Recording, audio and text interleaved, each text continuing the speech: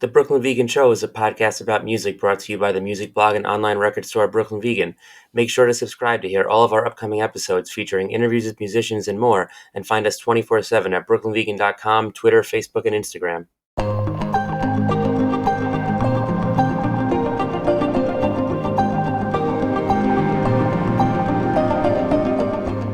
Hey, welcome to the new episode of the Brooklyn Vegan Show. I'm BV editor Andrew Sacker, and today's episode is an interview with Rich Balling. Rich is the founder of the experimental post-hardcore supergroup The Sound of Animals Fighting. He's a former member of RX Bandits. He's the artist behind Pyramids, Sailors with Wax Wings, White Moth. His new project, Hospital Gown, who just released their new record Diamond Life 2 on Born Losers Records, and he's the founder of the now-defunct record label Handmade Birds. The Sound of Animals Fighting are about to release their first EP in 14 years, Apeshit, on December 8th via Born Losers Records. And it's a great EP.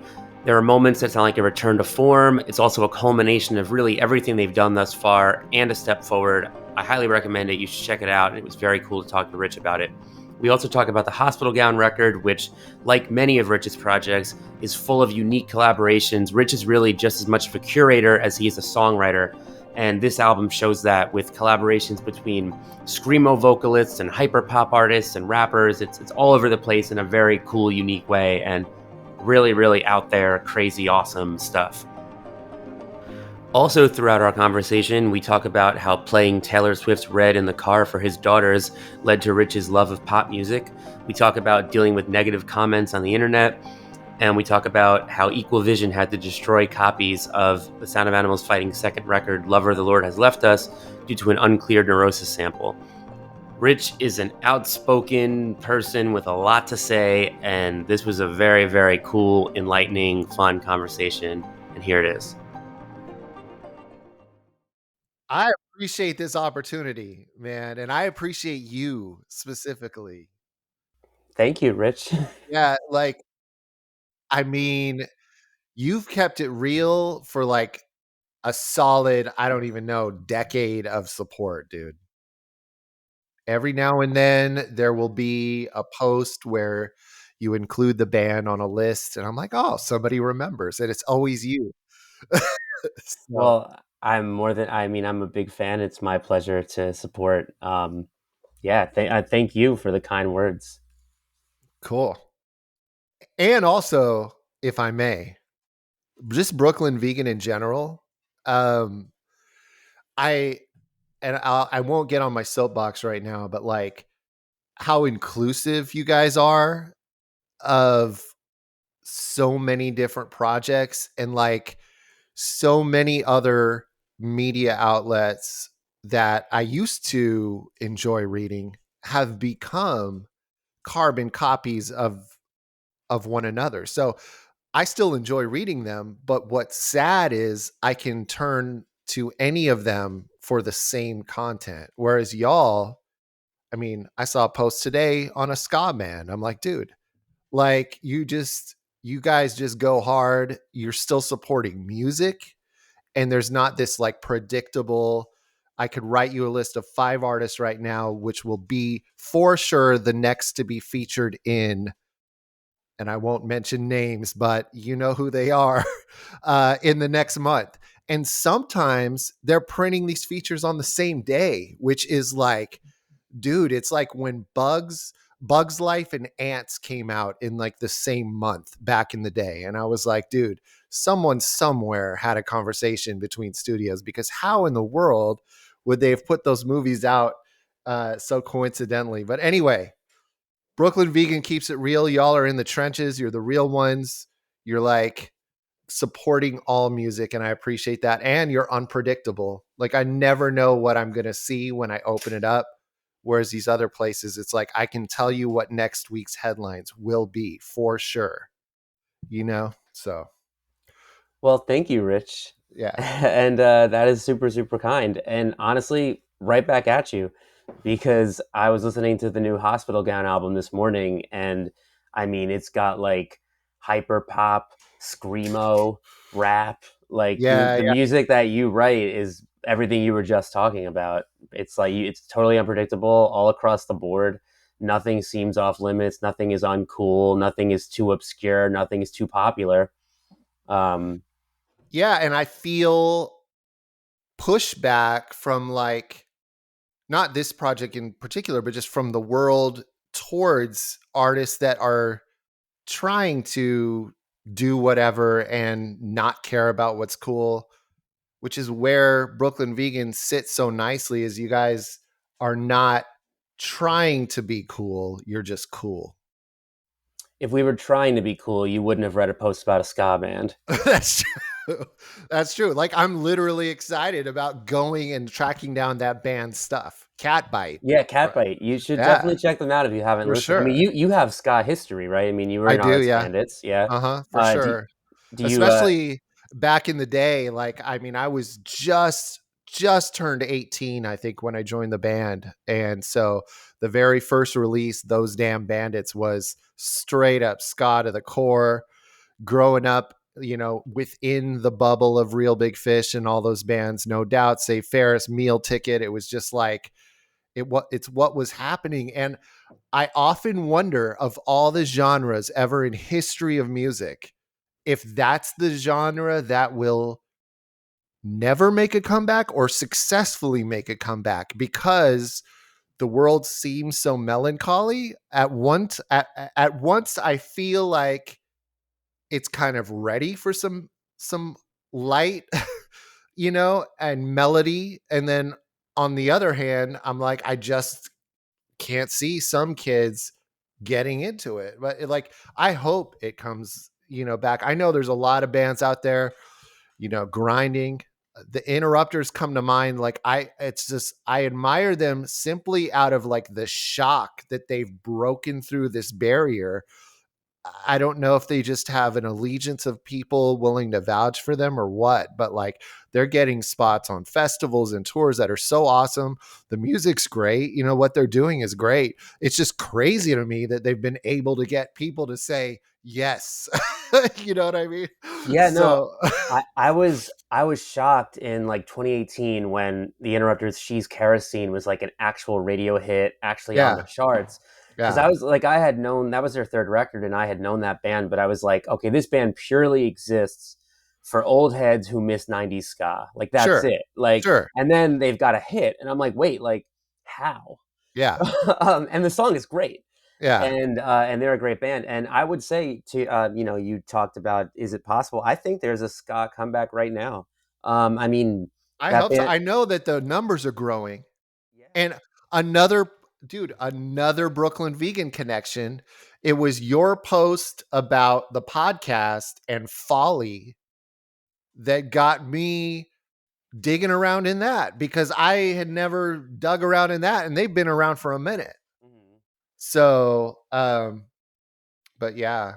I'm And surprised you the never crossed Interrupters, paths with Folly. yeah, no, like back in the day it was like Catch 22 and that whole crew, even Suicide Machines, but um I don't personally in my time with the band ever think I crossed paths with them.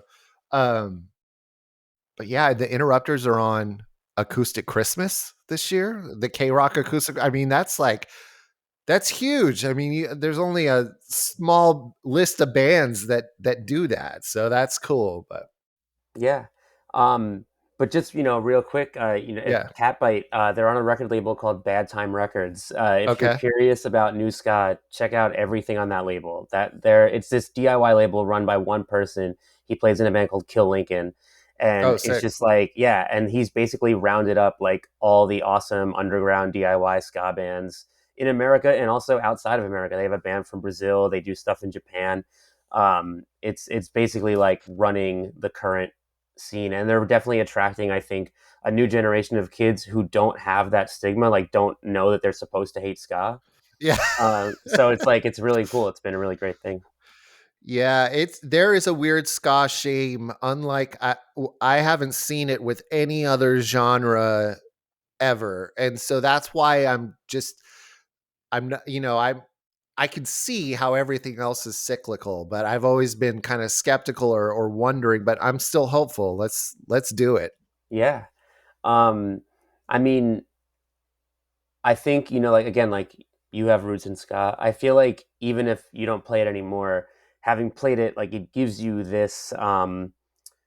like it helps you approach music in a way, I think, where like you're like, well, I've already done the least cool thing, right? Oh, So that's how funny. can I mess it up from here? Yeah. Um, and I I mean, I never thought of that. I mean it's not something I think about actively. It just kind of Yeah. trying to connect the dots between ska and then this Hospital Gown record, Yeah. which I mean, like because I have to ask. I did wonder, coming from sort of this more underground heavy music background. I feel like this out. You've been a fan of mainstream pop for a while, but this record I feel like really announces that. Um, like, Sure. what draws you to pop music, and what would you say to somebody who maybe turns their nose up at pop music?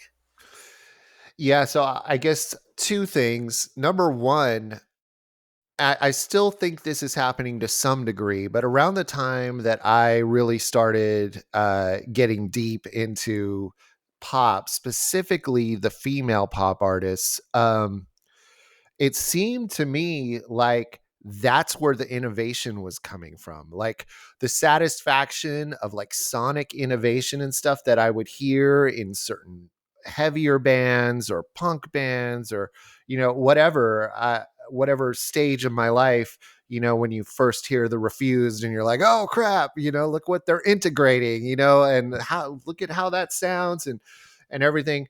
I was starting to hear those sorts of ideas in, Charlie XCX when she linked up with the PC Music crew, and like with Iconopop and even like Ariana Grande, the key changes, the melodies, like everything, it just felt so fresh to me. And I was like, man, these guys are just, or girls are just handling it. And so that attracted me. But then the other thing is like somewhat like depressingly humorous, I guess. Like I'm 44 and I have two daughters.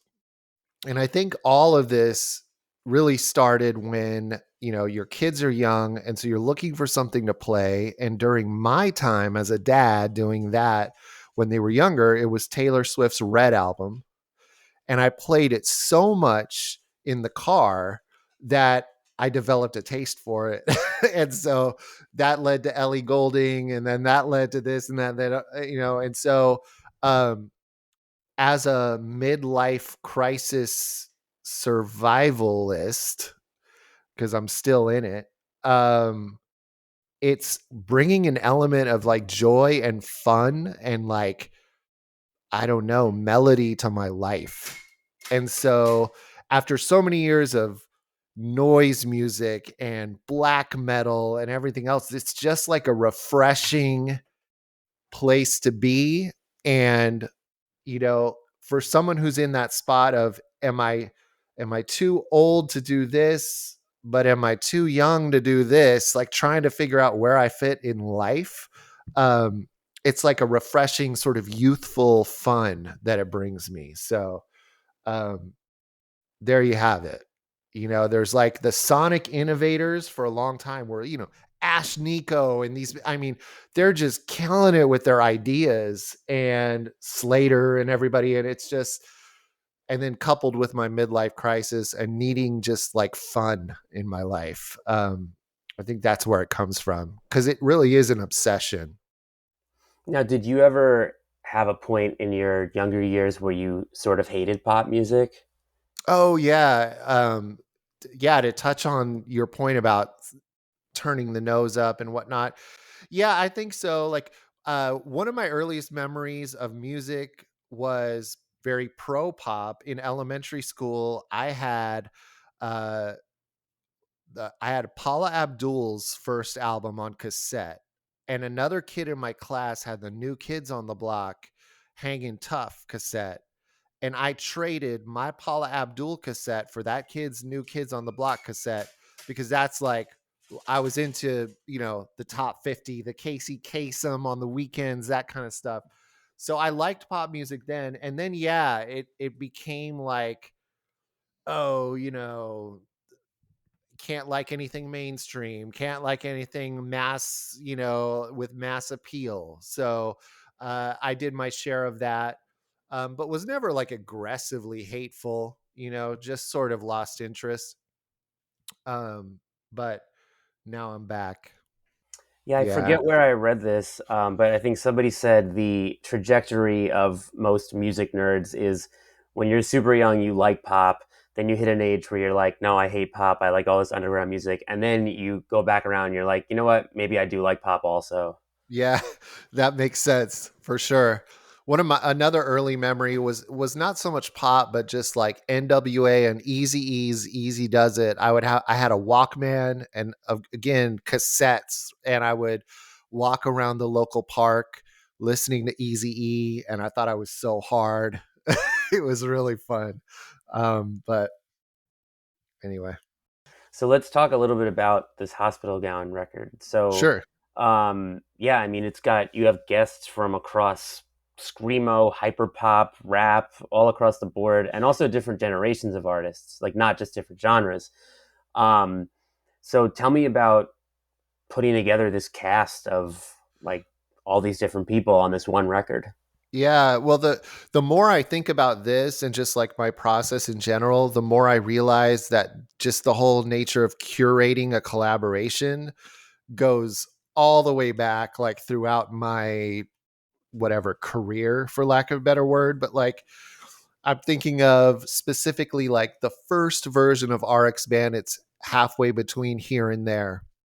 There's like a guest verse from Linus from size 13. Were they size 13 or size 14? It was a power pop band. And then we had Jimmy Pop from Bloodhound Gang do like a little comedy bit as like an extra track. And then there was the Revolution on Canvas poetry series, which was contributions from everybody. And then Pyramids and Sailors with Wax Wings and all these bands. Like, I realized that what I'm obsessed with is I love music so much. It's such a biological, visceral connection that I have that I want to actually be like enveloped by it. And so, those songs that you take the long way home because you want to hear the whole song finish out before you pull up. Um, I love that so much. It's like that piece of bubble gum that tastes so good you want to swallow it, but you know that you can't. And so um I just like I seek to curate and collaborate and be part of a legacy of these people that have brought me so much joy and like spiritual connection. So first I start with like, what do I want this to sound like? And in this case, it was like, I was really into a lot of underground pop artists, and I have always maintained this love for screamo music, like the Scrams bands, the early screamo and everything else. At one point in this project, interesting fact, I was trying to build like a Mount Rushmore of screamo guests because we had Chris from Page 99's on the record and Seth from Funeral Diners on the record, but I reached out to Seisha. I reached out to Defeater. I mean, I reached out to almost anybody you could think of. And some were, had moved on. They're doing different professions now or some, so, but regardless, I'm so passionate about it. I have this checklist in my mind of like, I want to work with them. I want to work with them. I want to work with them. And so that's how this developed. And when I think of like pop music, I'm like, oh my gosh, Krayshawn is like at the top of my list. I want to work with her. And not everybody I reach out to is down. Um, and then the other thing that I notice is, and this isn't part of your question, but it's sort of interesting, worth mentioning. It's like, because you did mention sort of the traversing generations of artists, and what I notice is like a lot of the younger artists I collaborate on this with, like, I'm not sure I want to be friends with. Like the communication is questionable, passive aggressive behavior. It's very protective of brands and, oh, am I going to follow you or am I going to, like, it's like, dude, if I sang on your record, Andrew, I would probably like follow you to figure out what you're up to, follow the project. That's not the case with some of them. But then the older generation of artists, totally like cordial, communications on point. Everything's very like reciprocal, and there's a gratitude. So that's interesting to me. And I don't take the former personally, because what I've noticed is it truly is just like a different way of existing. And it's not personal. And like I notice it in my own kids as they get older, and as I become more and more a dad. um like there is a difference. Like I never thought I would feel disconnected to like what's cool in pop culture, but it's like you wake up one day around 40 and you're like, dude, I don't know what's going on anymore. Like I literally yesterday knew what was going on, and I don't know if I understand it anymore. So what I'm trying to reconcile right now in my life is how to be okay with that. I've been watching a lot of YouTube videos late at night about ego death, and like letting the ego die, and becoming, sort of one with the universe, and realizing it's not all about you. But when you're coming up and you're younger, it's like you're in the survival of the fittest mode. You might not even know it, and so your resilience is like to push you up, push you up, push you up. And now I just got to be okay with like sipping coffee in the backyard and looking at the garden, and just like understanding that that's a blessing, like, so it's really, but it's a terrible curse. The ska thing you mentioned earlier, and I'm all over the place, but this is sort of a relevant narrative. Like I started playing trombone in 4th grade and played all through high school. And by the luck of the draw, I answered a classified ad for the RX Bandits, who needed a trombone player. And so the band nerd guy in me was all of a sudden able to play and tour and do things in a whole different sphere that was far cooler.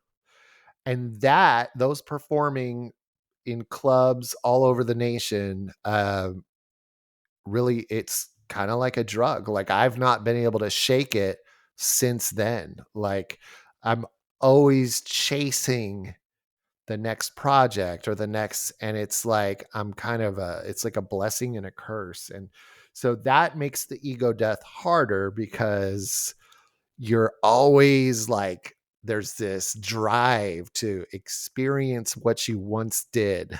you know Mm-hmm. I Well, want to matter. I want to matter, Andrew. I well, want to leave my mark on the world, dude. to your credit, though, I mean, I think this record, you would not, nobody would call you out of touch. I mean, I was, I'm like, damn, when you look at all the people on this record, I'm like, this is made by somebody who knows exactly what's going on right now. Yeah. Well, I appreciate you noticing that. And yeah, I think that like I've become increasingly out of touch in terms of how to navigate TikTok, for instance. But like my taste in music, because music is so deep and it is like an affair, it's like an addiction. I am always, probably till I die, going to be searching for cool artists to check out and things like that. So um, that would be what I credit that to. Yeah. And just as far as like, you're talking about your history of curation, which, yeah, I mean, it's really been a huge theme, I think, in most of your projects. I think what's really cool about this record, too, is like, it's got these like dream collabs that like I wouldn't have even thought to wonder. Like, I mean, you have like Kreason and Judy from Record Setter on the same song. I And I'm know. See, like, see that now. See, this is why I love you and why I love Brooklyn Vegan, because you'll understand why that's cool. But like, I think there's some people that participated in the record even that don't even understand why that's cool. And so, thank you for that, because yes, that's exactly that's, and part of it's because there are so many disparate genres represented that some of the artists on the record don't even know who the other artists even are. So if you're not looking at it through a comprehensive lens, which you have, especially because of the line of business you're in, but you understand all genres, like you'll see why that's cool, So for sure. Yeah, and that's like my like favorite kind of thing. Like I mean, I feel like if you're a Kreayshawn fan, there's a very good chance you might hear the screaming come in and be like, I don't know about this. If you're a record setter fan, you might be like, I do not listen to Kreayshawn. Like, are you kidding? Like, but for the few people who exist who are like, wait a minute, this is Exactly. great. Like, it's such a treat to those people because that's Yeah, like I think I that's when the really appreciate that. interesting stuff happens is when it's like, well, it's too pop for the weird kids and too weird for the pop kids, and then it just falls right in the middle. And it's always love that kind of stuff. Yeah, for sure. Like, um, and I won't be too sloppy in my self promotion or whatever, but this just makes me think, like, because I have so few opportunities to share these thoughts. Like, in 2010, I released two records on the same day: Sailors with Wax Wings and the White Moth record. Okay, both of them were insane collaborations, and both records died almost immediately. So, like, on the Sailors record, you have Vern from Unwound on bass, RIP. Um, you've got Hildur from Iceland, who scored the Joker film and was the first female to win like best score, playing cello on the record with Marissa Nadler, Jonas from Catatonia. I mean, like the list goes on and on and on. And then the White Moth record, you have Alec Empire from Atari Teenage Riot, Shelby from Frodis, Lydia Lunch, all on the same record. And nobody knows about those records. Nobody cares about those records. And so, but here's the thing is I go to bed at night feeling satisfied that I was able to collaborate with those people. But my God, if there's a secret to letting like the world hear things, please let me know. Because it's just like, it's not that I want outside validation. I know some people that listen to this might groan and say, yeah, right. But like, I really just like when you create something, you want to share it naturally. Right. And so last soapbox on this, man, with the Hospital Gown record, I'm not a Redditor. I don't Reddit. I don't go on Reddit. I don't know how it works. All I know is you're only legit if you have karma points, right? Otherwise, you're a noob and like, who are you? You might as well be Sony in disguise trying to post your wares on the site or whatever. However, I think, okay, this is a really wild album, this Hospital Gown.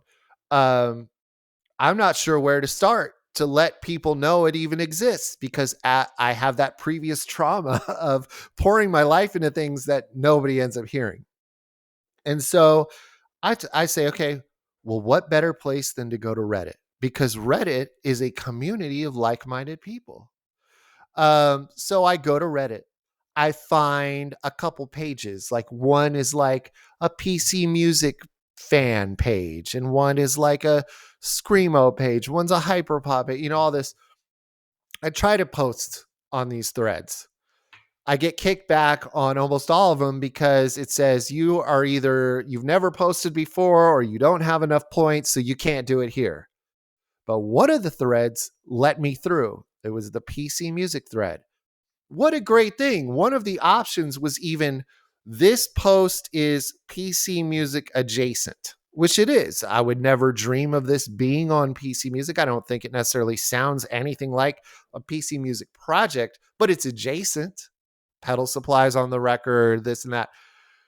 So I post in there and immediately get eaten alive, by people saying, dude, like, just come clean and say this is your music and you're trying to sell it or whatever.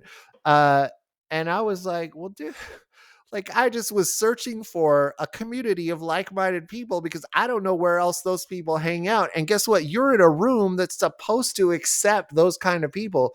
But the truth of the matter is that these Reddit pages are a bunch of people just affirming themselves in a closed feedback loop, masturbating all over each other. And they actually don't want anybody from the outside, even if it's completely relevant, to share ideas, which is the ultimate irony. Off the soapbox.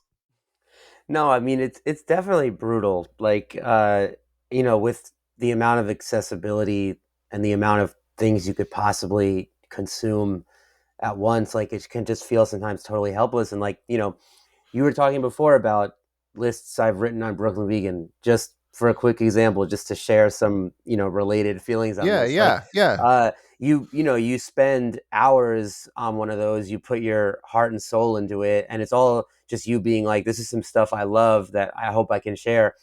And then the first comment is always like, I can't believe this thing isn't on it. It's never Yeah. about like, oh, it's so cool to see what is here. It's never about like, oh, it looks like there's a lot of writing. It's always like, control find, did they include my favorite band? No, they didn't. Worthless. And that's it. Yeah, Like, for and sure. For sure. Dude, oh my gosh. Like, one more quick example is that with the Sound of Animals Fighting. So we just announced, the new record Ape Shit and all that. But we also, Equal Vision was kind enough to repress the first two albums. And every time we do that, I like to change the artwork. Some people, myself included as a fan, maybe don't like it when you mess with the artwork. However, for a laundry list of reasons, I wanted to change it because typically with this band, we respect the artistic vision of our collaborators.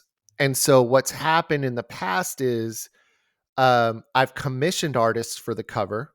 So let's say Lover the Lord Has Left Us, the first version. Stephen O'Malley from Sun did the artwork for that record. Well, I love his work and I love that cover as in the narrative of his work. I'm not sure I loved it for that album, but I wasn't going to send it back and be like, no, because the spirit of the project is accept the collaboration. And that's part of the vision. Um, and so we do this and we release the artwork for the re-releases. I'm super stoked on it because it's the first time that like I've actually executed what I want the aesthetic to look like on the covers. And one of the first posts is this kid from Hungary who's like, yet again, another awful, stupid, blah, blah, blah artwork, easy pass, right? So I fired back because here's the thing, dude. Some people might think the internet's the Wild West, but you can't. I'm of the belief that you can't always just say whatever the hell you want and not get it served back. So I served it back to him, and I forget what my initial response was. Something like, "Oh, I'll remember to consult you next time, because, I'm sure. sorry we didn't get your approval." And then that got me crap from other fans saying, "Hey man, that's not a good look. You shouldn't take it so personally." And I'm thinking, okay, maybe part of me was taking it personally. I'm going to be transparent. However, the reason I fired back is because, like, why can you say that and I can't fire back at you? You can say awful, stupid, easy pass about the artwork, but I can't say something snarky back. Like, why? And so then he fired back again. So then I just went on his page and trolled every post on his page.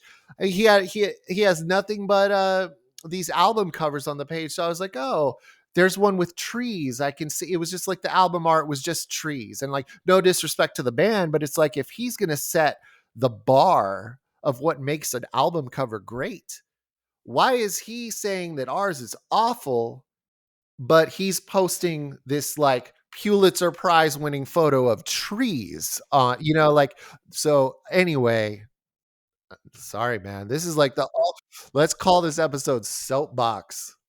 You got it. Well, can I insert myself for a second and Do it. fanboy over the original "Lover the Lord Has Left Us" cover? Yes. So Yes. I actually my personal story is and that came out I think in '06. I was For 15, sure. so it was like before like Wikipedia and Spotify was like your daily diet, right? So like you didn't like immediately know everything, you know? Yeah. Yeah. So I was at FYE and I saw that CD Yes. and I was just like, I have to listen to whatever that is. The art looks so cool. Oh, Um, cool. So it yeah, was good. it was good. And you Yeah. know, FYE back then had these little things where you'd like scan the barcode and hear 30 seconds in your headphones of whatever.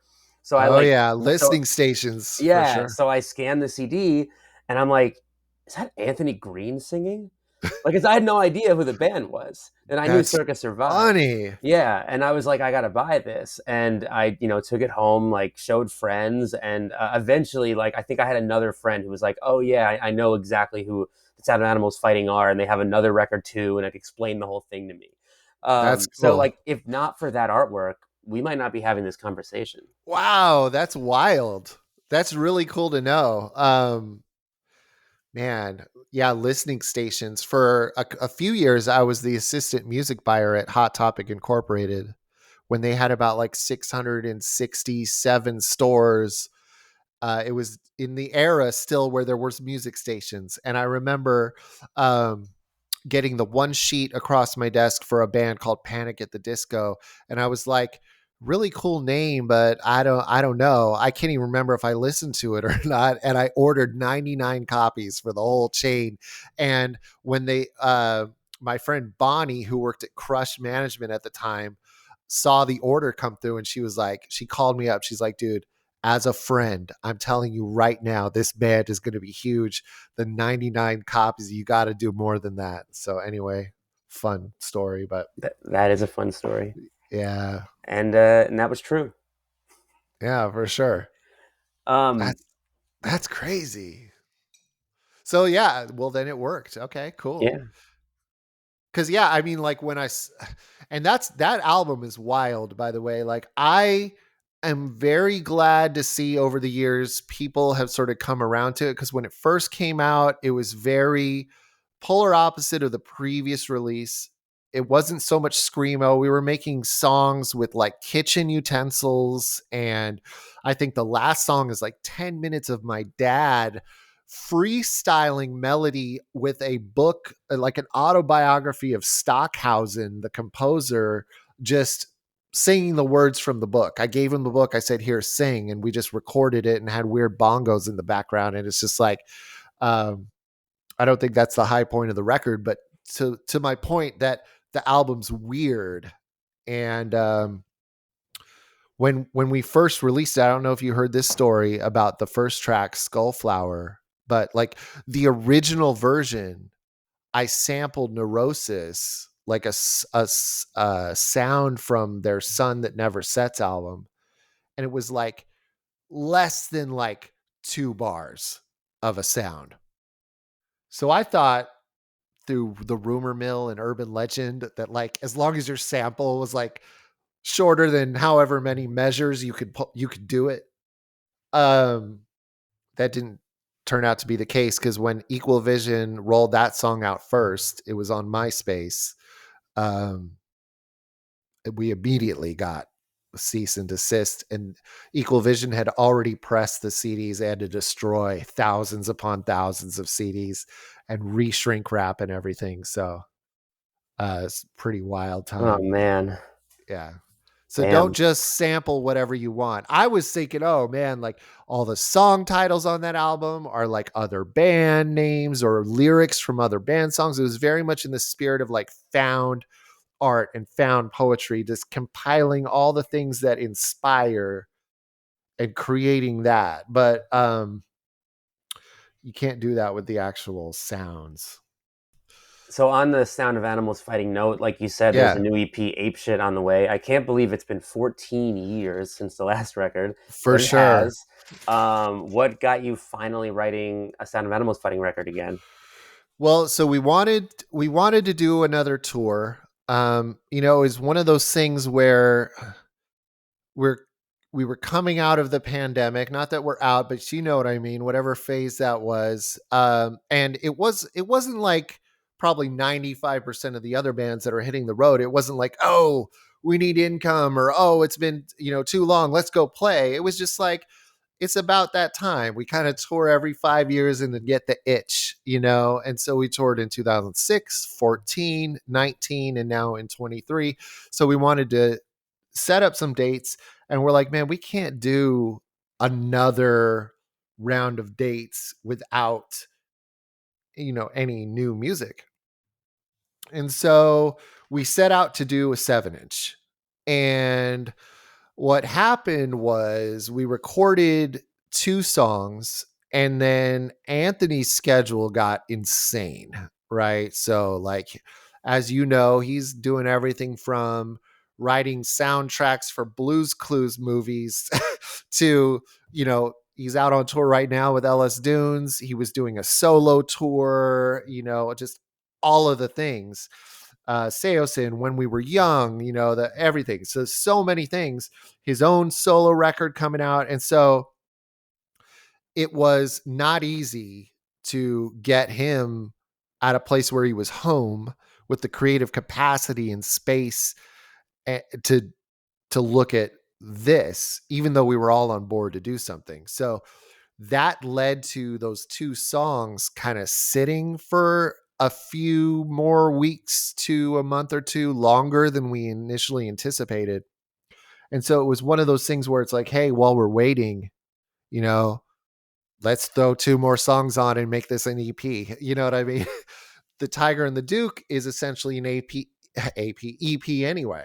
And so we're like, it's on brand. Let's do this. And there was a spontaneity and a return to form uh, in terms of how we recorded it, passing the files back and forth, and like this healthy pressure to do it by a certain time limit because we had to get it done by this time in order to get it mastered and then pressed if we were going to have it available for tour. And all that revolved around whether or not Anthony was going to be home to record. And so the combination of pressure, spontaneity, and all that really just produced what I feel like is our finest moment in terms of 15 years going by and then accurately portraying a balanced vision of all of the previous albums. So we've got, you know, the tinge of screamo, and we've got the song that started with the drums and built upward that's super intricate like Tiger, but we've got some weird stuff and like some singing in other languages and different sounds at certain spots. We've got the song with the big chorus, and so it just some electronics, so it feels like a nice little package that is representative of the band's history. If we never tour again, if we never release anything again, I'm happy to sort of like come full circle after coming out the gate with Tiger, getting really weird, reeling it back a little bit for Ocean in the Sun, but still being weird. And then coming back with something that is like, hey, we're more mature now. We still have all these ideas, but they're like measured and executed as one would from experience. So in that way, I'm super stoked on it. And that was really how it came about. But really not since Tiger had we really adhered to like hard line to the process that we set out to initially, which was take blank drum tracks, which are inherently intricate because of all the movement, and layer everything upwards from there. Never setting foot in the garage at the same time to write the songs, just being bound to whatever your collaborator ahead of you shared. So I'm stoked on how it turned out. And then Anthony, with 1 day left before he had to leave for like the next 3 months for all his different tours, pulled out some of the best melodies, I think, ever for him. So super excited to share it with the world. And we're dropping Ape Shit, the single, this week. So Yeah, I think my guess is this episode will be after the single's out. sure. Yeah. But yeah, I mean, I feel like everything you just said is like what I think of the EP. Sick, It's like sick. it feels like it's got like the most screamy Tiger and the Duke style stuff since then. But like you said, Sure. with everything else since too, like it's just this culmination. Like I mean, when the title track "Ape Shit," like that's got to be like the most Tiger and the Duke song since Tiger and the Duke. Like that's just 100% yeah. agree. 100% agree. And Um, what's interesting is, as much as we like all the material in between, because we do, and we love all the territory we explored, like we've always wanted to return to that and just never have. And so it feels good to return to that. And I think people will hear that. So yeah, I mean, it sounds good, and and like to to your point, like it doesn't sound like you're trying to make a record that you made in 2005. Like it sounds like exactly. who you are today, but stylistically returning to form. And like you said, I mean, Anthony has been on fire lately. Yeah. Like, Yeah. I For mean, sure. and like his scream, like he hadn't screamed in a while. And like the LS Yeah. Dunes record, he's screaming, and this one Yeah. he's Yeah. screaming. And Yeah. um, we spoke recently, and he told me that there's a new Seosin, and that it's like some of his heaviest stuff yet. So I haven't heard Oh, a I note don't of it, doubt it. Yeah. but it's just like it's. And then on the other hand, he's like got his solo record, which is like a way different end of the spectrum. So it's wild. I Yeah. feel like that he is, like he's like really hitting the ground running on like I'm gonna scream on records again, but also like not just that. Yeah. Yeah, Um, yeah.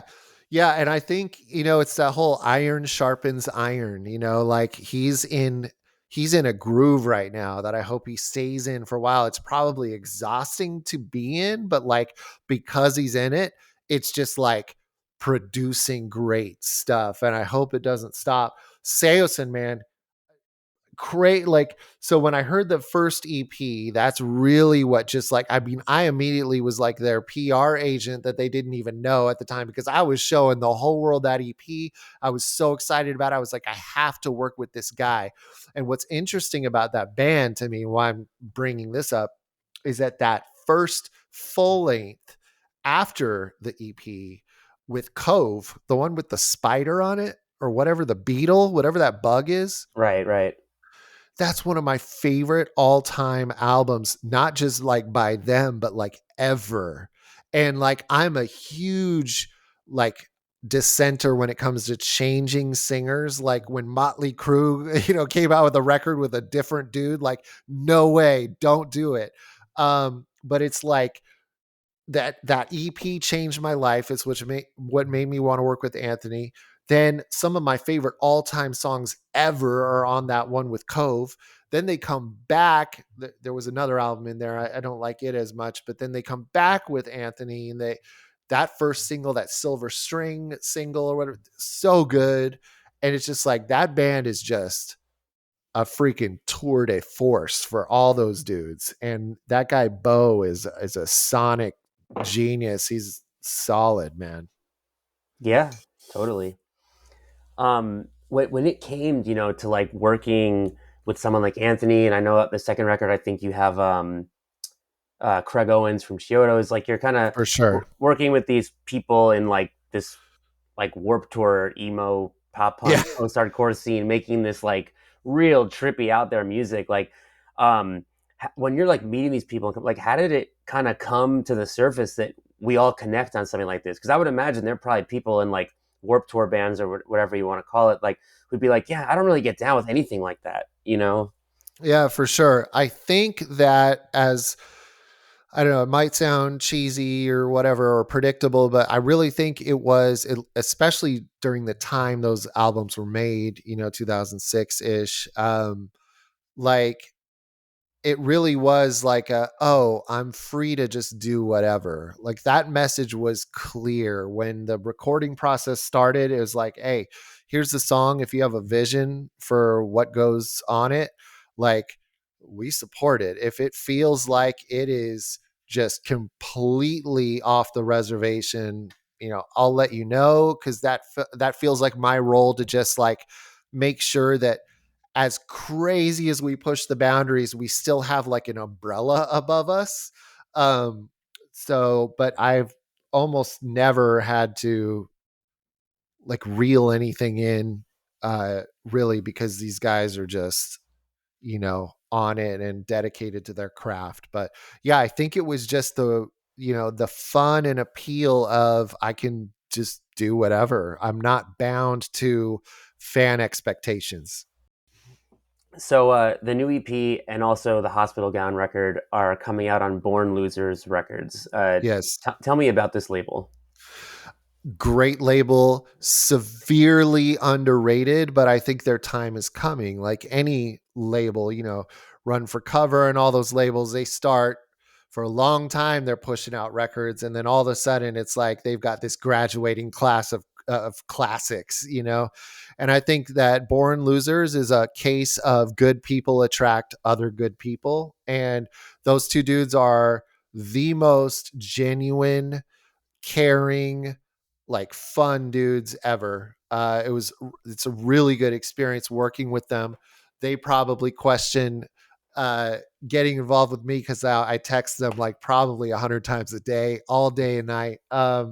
But some of the bands on there, if anybody wants like an entry point to Born Losers, it's like that band Corinne. Their last record is so freaking sick. Like if you're into like any of the synth wave, dark wave, like just it's so good. And Catherine Moan, and just like there's just a lot of really unique, forward thinking artists on the label. And even though they're all disparate in sound, the label still has a cohesive brand. And so I just think they have a good ear for interesting things. um, they're not in the business of that so many other labels have fallen into now, where it's just like literally put out 100 records in a year, because all that matters is you juice one weekend of Spotify streams out of the release, and then you can move on, because a constant stream burst on Spotify is like how you're bringing the income in, and then it just turns into a factory. But those guys are very measured, very thoughtful, and just a lot to unpack there with that label. I think a lot of people would have a lot of fun looking into their artists, and so highly recommend checking them out. I think their time is coming. The writing's on the wall. But like anything, we need allies in the press. I mean, do we? Maybe all that matters is you're an ally, you know? Is maybe Brooklyn Vegan is all that matters. I need to just stop worrying about anybody else, because y'all are supportive of all music, and everyone else is just going to like choke on their elitism, you know. We've already seen that with some websites. Some of the ones that used to be king of the hill are like, what's going on? Readership is down, like everything's going down. But y'all are maintaining support for so many genres, you're going to have like a built-in audience no matter what you do. It's a tough time for music journalism. I mean, Oh, bet. um, like why? I think what a lot of people say is like, one, why do you need album reviews if Mhm. basically all music's free anyway? Like it used to be like, do I spend 19.99 on this? And now that's not a factor. And Great point. secondly, it's like, why do I need album reviews if everybody with a Twitter account writes album reviews? Like 100%. And man, just like to that point, like just the consumption and digestion, like the rate in which music's consumed, it blows my mind. Like I use like my litmus test right now is like Beyonce, right? Like you can't get any bigger than Beyonce. Like I mean, maybe Taylor Swift, which by the way, did I get my pre-sale code in for my kids? I've been checking my email today, but anyway, like Beyonce, I think of her as like literally the queen, right? And so like just this ginormous iconic artist, right? And you're looking forward to that great new album. You're looking forward. Finally it drops. The artwork is her looking strong on that horse, and everything's good. The production's great, the songs are great. A week later nobody's talking about it. And like I don't mean that literally. Like obviously it's going to be on year-end lists. Obviously when she tours it's going to sell out. I'll probably be there. It's a fantastic record. But what I'm saying is, and I think you understand where I'm going with it. It's just like, you hype, and then even the queen bee is like not immune to the attention span. You know what I mean? It's wild to me. So it's like, sure, that album's gonna continue its life, but it's a different vibe now. I mean, that probably 10 years ago would still be what everybody's talking about, but it's like we've already moved on. It's like, okay. Yeah, I mean, it really does feel like there's more than ever right at your fingertips. And it's, I mean, like, I personally am writing up something like 10, 15, 20 albums a week, which is Jeez. insane because, And like, that's just you. right, that's just me as a one person. And, Yeah. like, I think back to, like, when I was a teenager, like, I could spend a whole summer listening to 2 records. Yeah. And like now if I'm listening to an album for more than the week it's out, that's a big deal. Like For and sure. like we're having this conversation in mid-November, so it's just about year-end list time. I'm starting to go through my list. I kind of have a tentative personal top 50. And I was looking at it last night and I'm like, this is such a small sample size of all the great records. Like Oh yeah. 50 sounds so small. It used to, like, Yeah. I remember being like, there are 50 records this year. Like I've only heard 10, like, Sure. it feels like narrowing it down to 50 feels like doing a disservice. I'm like, but there's so much. And For sure. well, Rich, this has been a great chat. Is there anything else you'd like to add before we go? No, man, just that I appreciate you and your opportunity here. I don't want to beat a dead horse, but it really is cool to see such unpredictable journalism because everything else has just become ridiculously predictable. So keep up the good work with that. Well, thank you, Rich. And same to you. Cool, man. I hope we talk again soon. Yeah, this has been fun. All right. Talk to you later.